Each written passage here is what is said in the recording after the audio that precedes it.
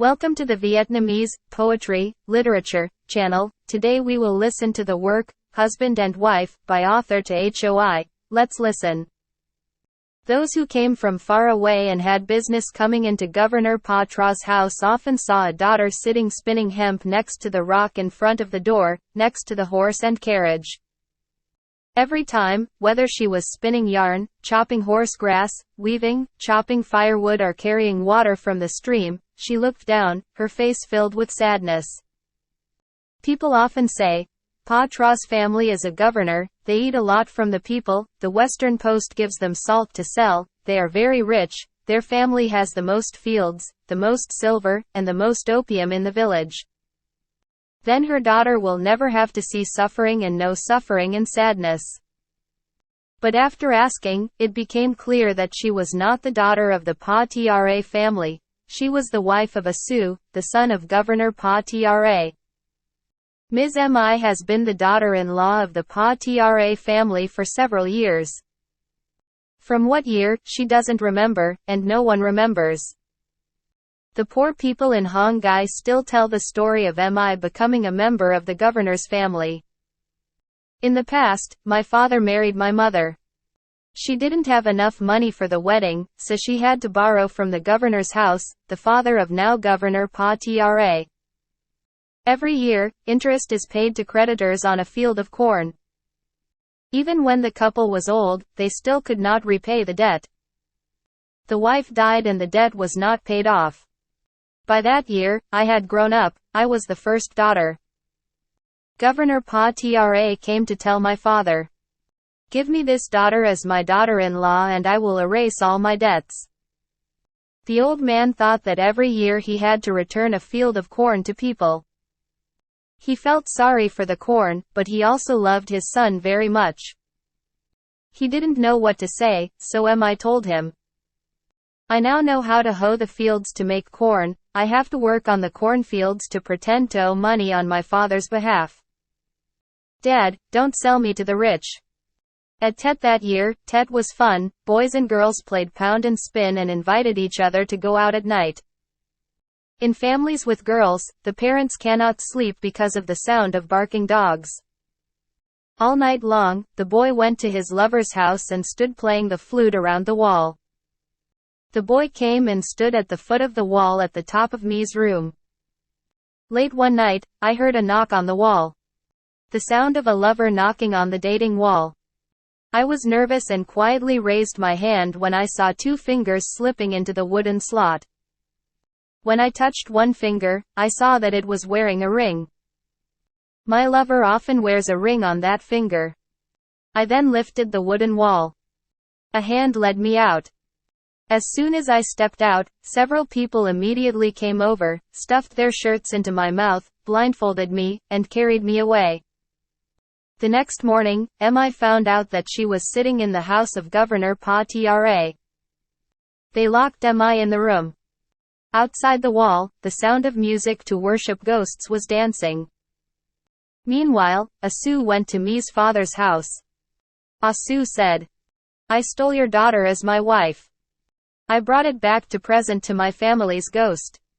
Now I come to present it to you.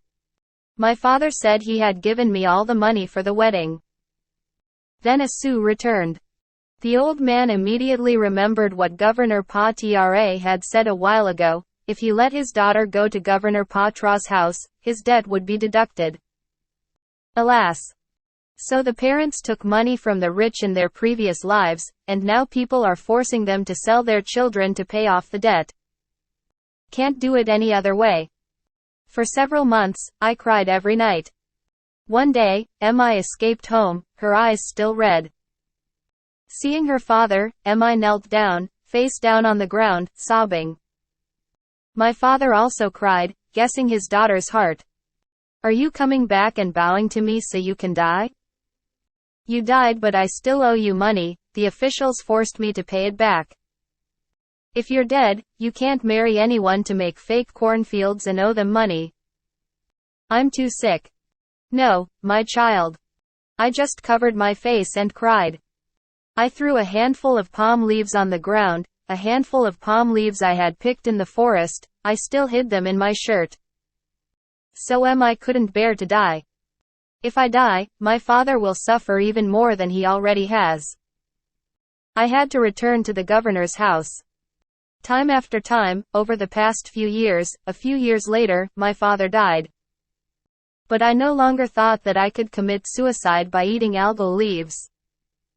Having lived in suffering for so long, I'm used to suffering. Now, I think I'm also a buffalo. I'm also a horse that has to change from one family's horseship to another family's horseship. Horses only know how to eat grass and go to work. I bowed my head, no longer thinking, but always just remembered the same things over and over again, drawing them one after another in front of me, each year, each season, each month, doing it over and over again. After Tet, I went to the mountains to pick medicine. Opium. In the middle of the year, he washes jute, spins jute. When the season comes, he goes to the fields to break corn, and even when he goes to collect firewood and when he shoots corn. He always carries a bundle of jute in his arm to strip it into fibers. It's always like that, all year long, all my life. The horse and buffalo still work at times. At night they can still stand and scratch their feet, stand and chew grass. The women and girls of this family are buried in work all night and day. Every day, I stopped talking and retreated like a turtle kept in the corner of the door. In the room where I slept, it was tight and had a window with a square hole the size of a hand. Whenever I look out, I only see the white moon, not knowing whether it is dew or sunshine. I think I'll just sit in that square hole and look out until I die. At the top of the mountain, the cornfields and rice fields have been harvested, and the corn and rice have filled the warehouses. Children went to pick pumpkins, mischievously, and burned farming tents to warm the fire. In Hong Gai, people have a custom of celebrating Tet when they have just finished harvesting, regardless of the day or month. Celebrate Tet like that in time for the spring rains to go to the new fields. That year Hong Gai celebrated Tet while the wind blew on the golden grass. The wind and cold were very intense. But in the Red Cat villages, floral dresses were hung out to dry on rocky outcrops like colorful butterflies. The children waited for Tet, playing spins and laughing loudly on the playground in front of the house. Outside the top of the mountain, there was the sound of someone playing the flute, inviting you to go out. I heard the sound of the flute echoing, filled with excitement. I sat and silently recited the song the person was playing.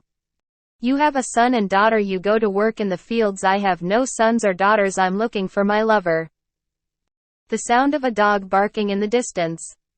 Spring love nights have come. At each end of the village there is a flat piece of land that serves as a common playground during Tet. Boys, girls, and children went to the playground to gather to play pound, spin, play the flute, trumpet, and dance. The whole family of Governor Pa Tra had just finished eating the Tet meal to worship ghosts. All around, gongs were banging loudly, bronze-clad people were still jumping up and down, trembling. As soon as the meal ended, it was followed by a meal of wine next to the fire. On Tet, I also drink alcohol. I secretly took the jar of wine and gulped down each bowl. Then, drunk, I sat there with a blank face, watching everyone dance and sing, but my heart was still living about the old days. My ears rang with the sound of the flute calling to my friend in the village. In the past, I was good at playing the flute.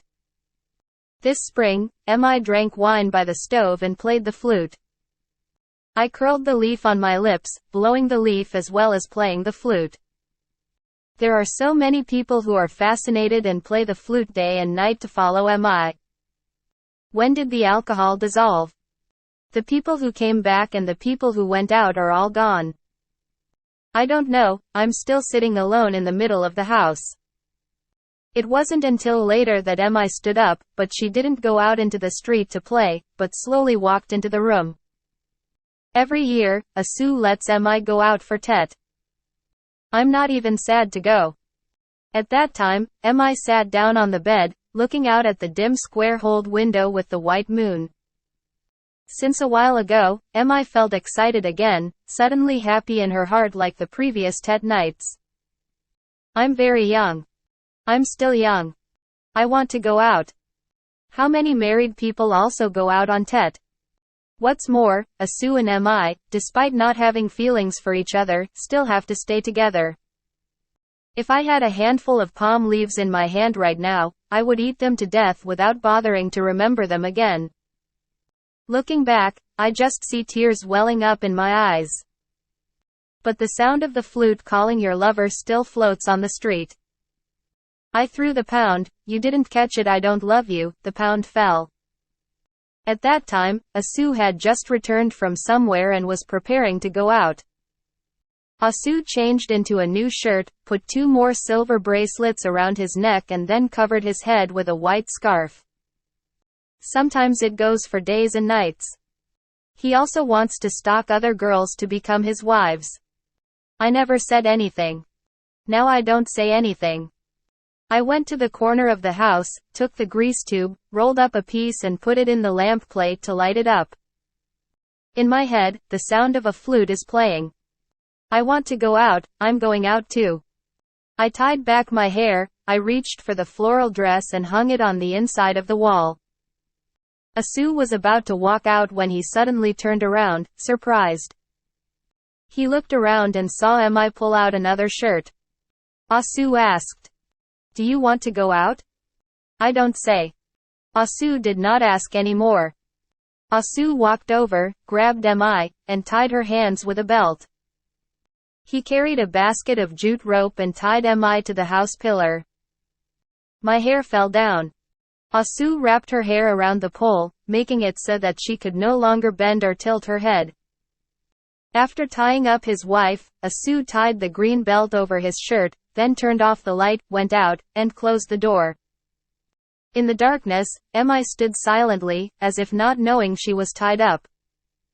The alcohol was still strong, I still heard the sound of the flute taking me along to the games and parties.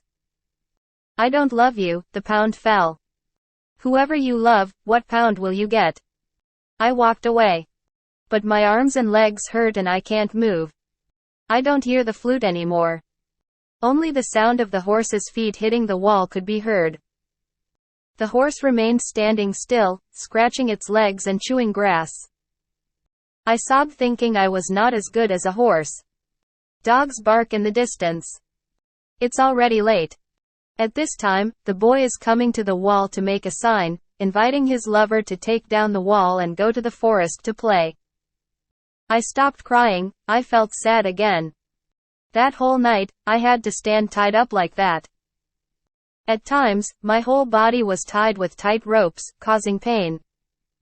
Sometimes passionately remembering. Alcohol vapor emitted. Flute sound. The sound of a dog barking in the distance. Sometimes I'm unconscious, sometimes I'm awake. Until the sky darkens and I don't know when the morning will start. I woke up in shock. Morning silence in a large wooden house. The side wall is also quiet. Didn't hear the roar of the fire in the pig cooking furnace. Not a sound. I don't know if in the surrounding room, Asus brothers and uncles' wives are still at home. I don't know if all the miserable women who fell into the Mandarin's house have been allowed to go out or if they are also tied up like Mi. I can't know. In the life of a woman who marries a rich man in Hongai, she only knows how to follow her husband's horse. I suddenly remembered the story people still tell. In the past, at Governor Patra's house, there was a man who tied his wife up in the house for 3 days and then went out. When he returned, he saw that his wife was dead. Remembering that, I was so scared, I moved to see if I was alive or dead. Wrists, head, and calves were tightened by the ropes, causing pain to every piece of flesh. There was a commotion outside, then a crowd entered the house. Governor Patra dismounted from his horse and let her, a position of serving the governor like a miner in the past, lead the horse to the ship. It sounded like they were carrying a pig, or a person had to be tied up, and just threw it on the ground, breathing heavily. Asu staggered into the room. His shirt was torn to one shoulder. The white scarf was stained with blood and fell down around his forehead. Asu lay down on the bed. Moments later, Governor Pa Tra walked in. Following the governor are a group of shop marshals, a position like deputy chief, on the right, like the village chief, and a group of live maids who often come in and out to serve, eat meat, drink wine, and smoke opium at the governor's house. Only then did someone see that Mi had to be tied to a pole. But no one paid attention, they all gathered around Asu's bed. Pa Tra, still holding the horsewhip, slowly walked out again. I closed my eyes, not daring to look. I just heard my father-in-law calling out. Opening it slightly, I looked out and saw my sister-in-law entering. That sister-in-law was not old, but her back had to carry a heavy bag all year round, and she was bent down. The sister-in-law came to untie Mi. As soon as the hemp rope under her calf loosened, Mi fell down. My sister-in-law whispered softly into my ear. Mi, go pick medicine for your husband. I forgot all about the pain and stood up. But unable to move her legs, Mi had to hug her sister-in-law's shoulder, and the two of them miserably helped each other out. While going into the forest to look for medicinal leaves, Mi heard her sister-in-law talking and learned about Asu's head being beaten while going out. Last midnight, Asu went into the village to find a group playing with the sounds of flute and flute. Many boys from that village and from other villages have come to play the flute all day long. In the evening, they have just finished drinking at home and have not yet returned home. When Asu and his friends arrived, no one was playing in the house anymore, because his parents and other family members had gone to bed. But people coming in and out were still wandering around the alley. Asu stood outside, very angry.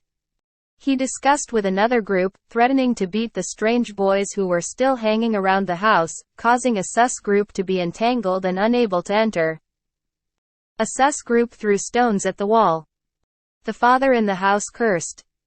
Asu's group still threw. The old man did not dare to go out anymore, so he went inside the door and fired 2 shots. So the appointments ended. But no man has returned yet. They dispersed to familiar houses in the neighborhood, waiting for tomorrow morning to go to the yard to play pound with the girls in the neighborhood.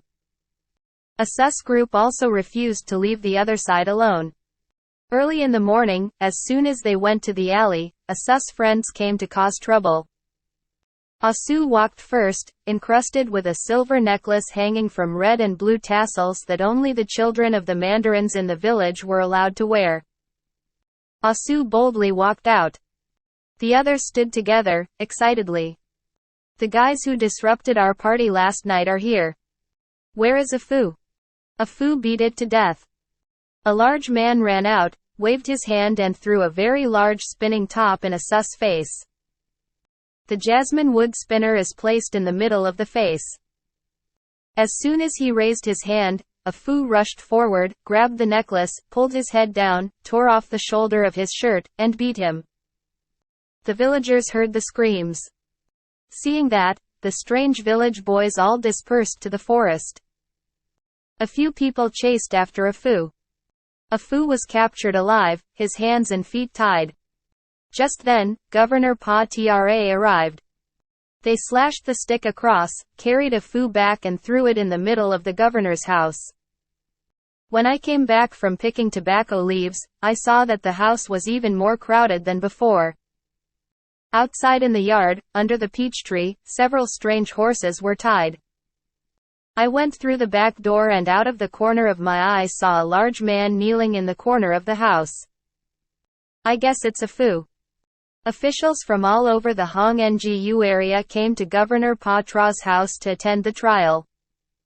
The officers, village mandarins, and shop governors all had to wear hats, wrap scarves, and carry sticks on horseback to attend lawsuits and feasts. In the governor's house, 5 lamp tables were set up. Opium smoke poured out of the windows, smoking green like kitchen smoke. Even officials from Afu village also came. But only the boys of that village had to sit with their arms crossed next to A Phủ because they were called to serve the lawsuit, while the officials were lying down next to the lamp tray. From noon until the end of the night, dozens of people smoked. At the top was Governor Pa Tra. Governor Pa Tra smoked 5 cigarettes at a time, then someone else smoked, another person smoked, and so on one after another. The group went to call people to attend the event. Only the women sitting in the room or walking around outside watching the proceedings and A Phủ kneeling in the corner of the house were not allowed to attend that smoking party. When a group of people had just finished smoking, Pa Tra sat up, stroked his long bald head, pulled the ends of his hair forward, and called out in a drawling voice, "A Phủ is here."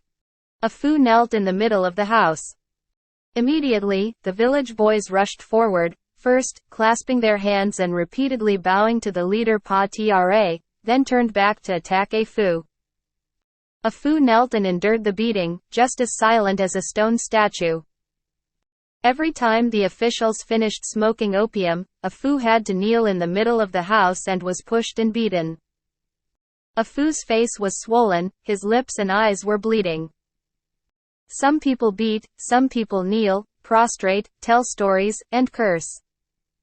After a round of beating, telling, cursing, smoking again. Sweet opium smoke poured through the windows. Then Pa Tra raised his neck again, stroked his hair, called A Phủ. Just like that, all afternoon, all night, the more he smoked, the more he woke up, the more he beat him, the more he cursed, the more he smoked. In the next room, Emma also stayed up all night silently rubbing ointment on her husband. Whenever Emma was too tired and moved, the joints in her body would ache. I laid my head down and fell asleep again. At that time, A Phủ then stepped on me's face.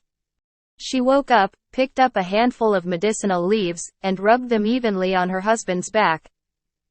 Outside the house, there was still a groan of opium withdrawal, like long-lasting woodworms grinding wood, amidst the sounds of people crying, people talking and whispering, and the sound of punches and punches. The next morning, the lawsuit was completed. Some people, I don't know when, have been snoring right next to the light tray. They must be setting up a copper pan and carrying a kettle of water to cook more tobacco to smoke during the day so that the village mandarins can stay awake. The village mandarins still have another party to eat. Governor Pa Tra opened the casket, took out 100 silver coins, spread it on the top of the casket, and said, "If A Phủ beats someone, the village punishes you and you have to pay 20 dong to the person you beat, 5 dong to the governor, 2 dong for each cross. Each person goes to call the village officials to sue for 5 dimes.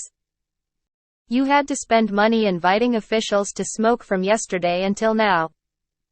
Losing a 20-pound pig again, soon slaughtered it so that the village officials would punish you. A Phủ, you beat the village official, the village should have sentenced you to death, but the village let you live and pay the fine. For fines, medicine fees, and pig fees, you have to pay 100 silver coins. If you don't have 100 silver, I'll lend you a loan so you can stay in debt. As soon as I have fake money, I will let you go home. If I don't have fake money, I will force you to work as a buffalo or horse for my family. Your life, your children's life, your grandchildren's life will be the same. I will never owe you anything. A Phủ. Come here to receive money from the mandarins." A Phou's knees were swollen like a tiger's face. A Phủ bent down to touch the silver coin on the casket, while Pa Tra burned incense and mumbled a prayer to call the ghost to come and recognize the debtor. After Pa Tra prayed, A Phủ also finished picking up the silver, but after picking it up, he put it on the top of the casket. Then Pa Tra poured all the silver into the casket. The pig that had just been bought for a sou to eat at the village was squealing in the yard. From the moment the money was counted, A Phủ no longer had to kneel or fight. A Phủ stood up, holding a knife, his leg hurt and he limped. Along with a few village boys, he went out to kill the village's pig. In the house, opium is still smoked.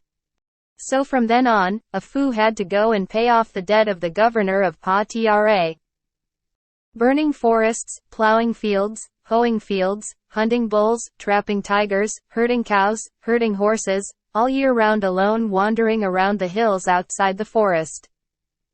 A Phủ is of the same age and strong. Whether it's work or hunting, everything goes wrong. There is no time to return to the next village. But A Phủ doesn't want to return to do anything there anymore.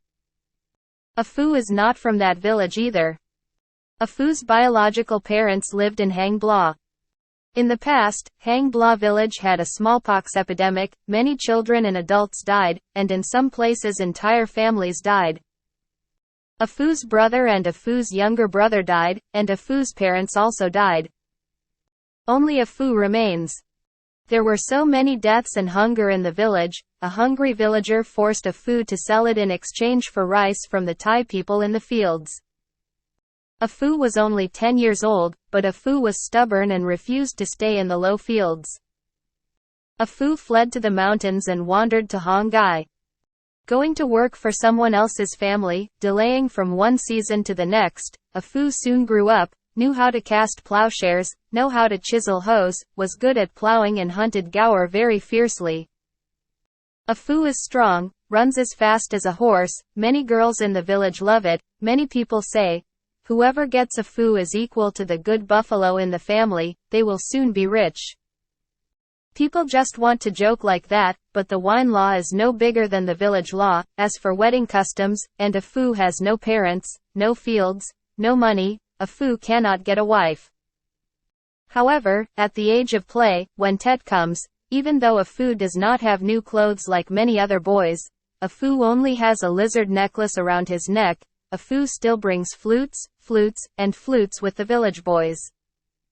Take the spinner and the pound fruit and bird's nest to find your lover in the villages in the area. That's why there was a fight in Hong Gai. A brief summary. At that time, hungry in the forest, groups of tigers and bears went out to destroy the fields and capture cows and horses. A Phủ, while looking after cows and horses, was busy trapping porcupines and let the tigers capture a cow. A Phủ was controlled by Pa Tra was tied to a pillar in the corner of the house with rattan rope wrapped from his feet to his shoulders, waiting to release him when he shot the tiger. But A Phủ and the governor's soldiers could not hunt down and shoot the tiger. A Phủ was still tied up. The winter nights in the high mountains are long and sad. If it weren't for that fire, I would have withered to death. Every night, Mi got up and blew on the fire to warm her hands and back, countless times. Usually when the rooster crows in the morning, I sit up and go to the stove to warm up for a long time before the sisters in the house begin to get up and go to the stove to unpack corn and cook pork porridge. I could only sleep for a while, but I stayed up to warm the fire all night.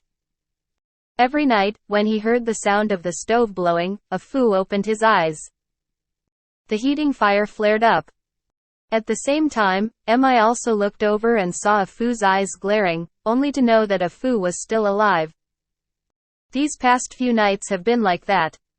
But Mi still calmly blew the fire and warmed her hands. If A Phủ were a dead body standing there, it would be the same. I still wake up, I'm still warm, I can only stay with the fire. One night, A Phủ suddenly came home and saw Mi sitting there.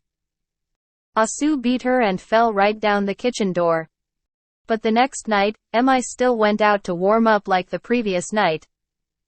It was late at that time. The house was sleeping peacefully when Mi got up and blew on the fire. The flickering fire lit up. Mi squinted to look over and saw that A Phu's eyes had just opened, a stream of sparkling tears crawling down her dark gray cheeks. Seeing such a situation, Mi suddenly remembered the night last year when A Phủ tied her up. She also had to tie her up like that. Crying many times, tears flowed down my mouth and down my neck, unable to wipe them away. Oh my God, he tied people to death, they tied me to death, they tied to death a woman who also lived in this house. They are so cruel. Just tomorrow night, that person will die of pain, die of hunger, die of cold, must die. I'm a woman, they've taken me back to their house and I can only wait for the day to shake my bones here. Why did that person have to die? A Phủ. I seem to think so. The coals had completely burned out. I didn't blow, nor did I stand up. I remember my life. I imagined that maybe at some point, maybe A Phủ had already escaped. At that time Tra and my father would say that I had untied him, and I would have to tie him up instead. I must die on that stake. Thinking like that, in this situation, how can I not feel scared? At that time, it was already dark in the house. I gingerly walked back. A Phủ still closed his eyes, but I thought that A Phủ knew someone was coming. I pulled out a small knife to cut rice and cut the knot in the rattan rope. A Phủ kept breathing heavily, not knowing whether he was unconscious or awake. Gradually, by the time I was able to remove all the ropes from A Phou's body, I was also panicking. I could only whisper, "Go now." Then I choked. A Phủ suddenly fell to his knees, unable to walk. But before death could come immediately, A Phủ tried his best to get up and run. I stood silently in the dark. Then I also ran out. It's very dark. But I still walked away. I caught up with A Phủ, rolled, ran down the slope, I said, breathing in the cold wind. A Phủ let me go. Before A Phủ could speak, I said again. I'll die here. A Phủ suddenly understood. The woman criticized her husband for saving her life. A Phủ said, "Come with me." And the two people silently supported each other and rushed down the mountain slope. Summary of the last part. The two became husband and wife and fled to Phing Sa. The French army rushed in, the people of Phing Sa became confused and afraid. A Chow, a party cadre, came to visit. A Phủ became brothers with A Chow. Then A Phủ became a guerrilla squad leader, along with and his teammates to protect the homeland. At the end of the work, please support me with the like button and subscribe to the channel to listen to more works.